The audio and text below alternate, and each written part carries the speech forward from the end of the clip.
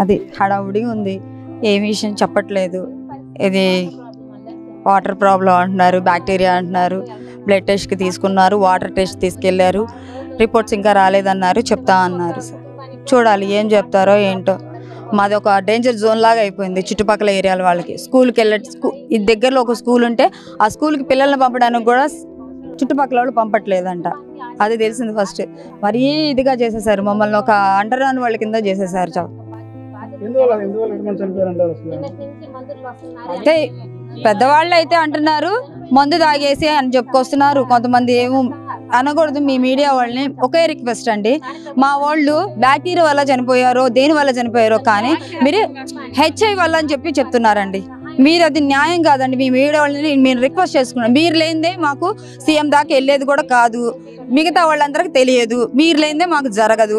అలాంటిది మీరు అలా చెప్పడం న్యాయమా? చెప్పండి. హెచ్ఐవి వల్ల చనిపోతారా? మీరు చెప్పండి. మీరు చదువుకున్న వాళ్ళేగా. బ్యాక్టీరియా అని మీరే చెప్తారు, హెచ్ఐవి అని మీరే చెప్తారు. ఇది న్యాయం? ఈ